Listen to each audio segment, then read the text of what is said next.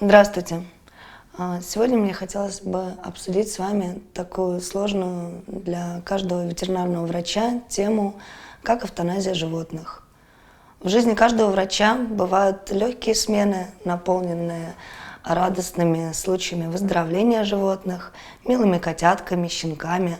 Но бывают и грустные черные дни, в которые нам приходится объяснять хозяевам животных, что пришло время попрощаться с их кошечкой, с их собачкой. И всегда для каждого врача этот момент становится очень-очень тяжелым. Как объяснить бабушке, что кошечка, которая прожила с ней 20 лет, сейчас умирает? Что зрачки расширены не от страха, а от невыносимой боли и страданий, в которых мы не можем ей помочь.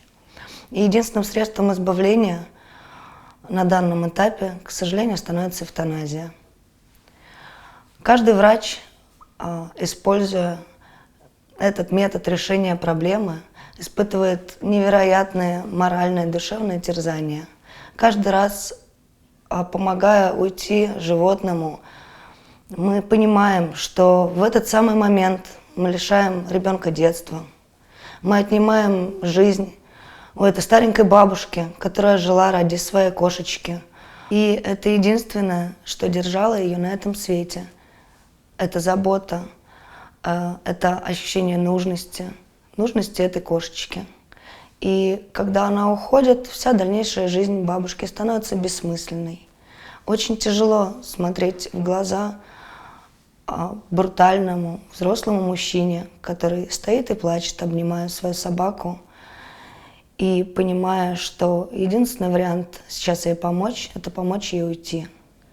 Мы отнимаем детство у ребенка вместе с эвтаназией его любимой морской свинки. Мы меняем судьбы, мы разрушаем семейную жизнь, мы убийцы, мы палачи. Но, к сожалению, это тоже часть нашей работы.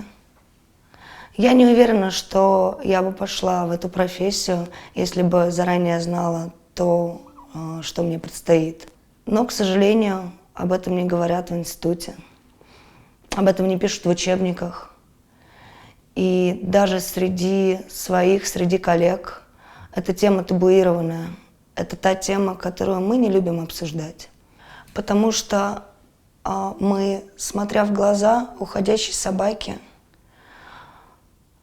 делая последний укол умирающей кошки, мы видим всех своих зверей, отпущенных нами когда-то. Потому что, когда мы стараемся помочь этим людям, стараемся помочь им легче пережить боль потери, мы приводим какие-то примеры, домыслы, возможно, сказки о переселении душ, о радуге, о прекрасной встрече, которая их когда-нибудь ждет. Но, глядя в глаза этой собаки, мы видим глаза своей ушедшей собаки. И это невероятно грустно.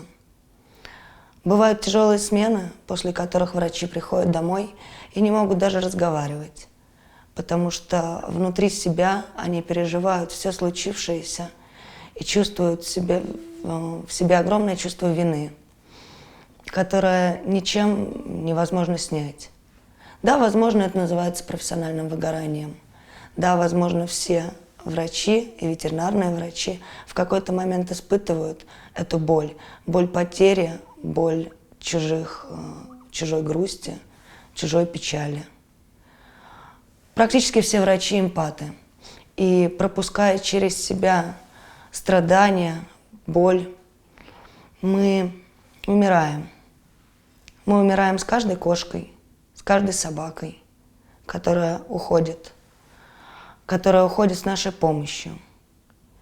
И никакие объяснения, никакие доводы не могут снять боль с нашей этой души.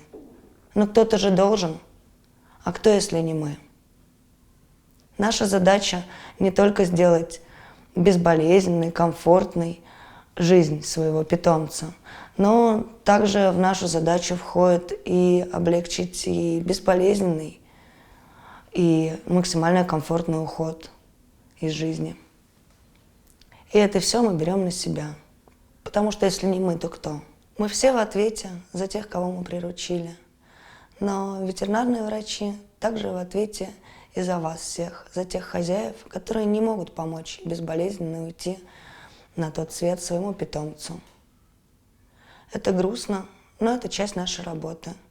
И мы продолжаем каждый день вставать и ехать на работу, не зная, что нас там ждет. Милые щеночки, очаровательные котятки или смерть.